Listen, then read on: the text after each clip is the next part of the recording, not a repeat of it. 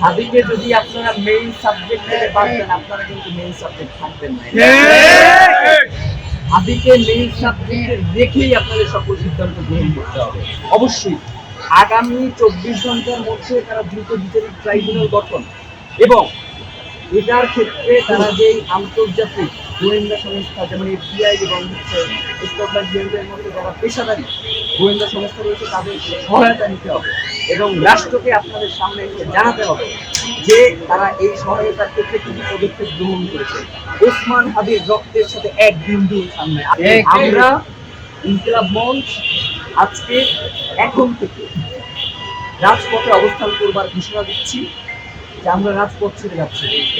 আমরা এখন থেকে পুরোটা সময় ওসমান হাদি এখানে শুয়ে আছেন। আমরা আপনাদের কাছে ওসমান হাদি আল্লাহ তাকে শাহাদাতের মর্যাদা নসিব করে সেজন্য আপনাদের কাছে দোয়া চাই এবং সেই সাথে ওসমান হাদির শপথ, তার রক্তের শপথ, তার খুনিদের গ্রেফতার হওয়া না পর্যন্ত এবং এই খুনিদের পেছনে যারা মদস্যতা রয়েছে তারা গ্রেফতার না হওয়া পর্যন্ত আমরা রাজপথ ছাড়ছি না। সেটা ওসমান হাদি ঢাকা 8 আসনের একজন গুরুত্বপূর্ণ প্রার্থী ছিল।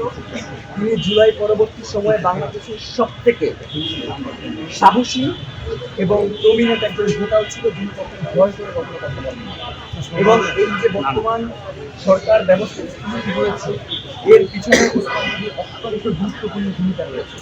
সুতরাং এত গুরুত্বপূর্ণ একজন ব্যক্তির ক্ষেত্রে যদি আন্তর্জাতিক কোনো সহায়তা নেওয়ার প্রয়োজন পড়ে গোয়েন্দা সংস্থায়, অবশ্যই সেটা রাষ্ট্রকে নিতে হবে। অবশ্যই আমি তো বললাম যে আমাদের দুইটাই দাবি, একটা হচ্ছে দ্রুত বিচারিক ট্রাইব্যুনাল গঠন এবং সেই সাথে এক্ষেত্রে গোয়েন্দা ইন্টেলিজেন্সের আপনি চাইলে সহযোগিতা দিতে পারেন। আপনাকে সহজে নিতে হবে, নিতে পারলে নিতে হবে। মানে আমাদের রক্ত ঝরাই গেছে এবং সেই জন্য আমরা নিজেদের বিচার দেখবো না, এটা হইতে পারে না।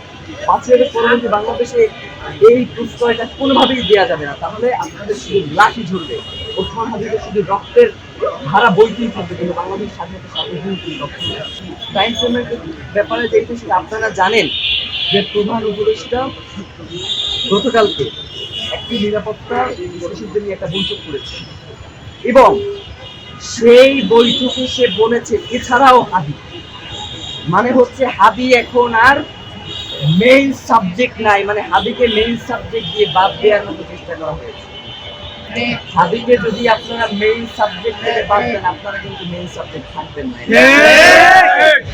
হাদিকে মেইন সাবজেক্টে রেখেই আপনাদের সকল সিদ্ধান্ত গ্রহণ করতে হবে অবশ্যই। এবং এই জন্য দ্রুত বিচারিক ট্রাইব্যুনাল প্রয়োজনে 1 মাসের মধ্যে বিচার ব্যবস্থা নিশ্চিত করতে, 1 মাসের মধ্যে। আমরা ওসমান হাদির যে আদর্শ এবং যে লড়াই করে গেছি সেই লড়াইকে জীবিত রাখার জন্যই আমরা এখানে দাঁড়িয়েছি। বাংলাদেশ জিন্দাবাদ, ইনকিলাব জিন্দাবাদ।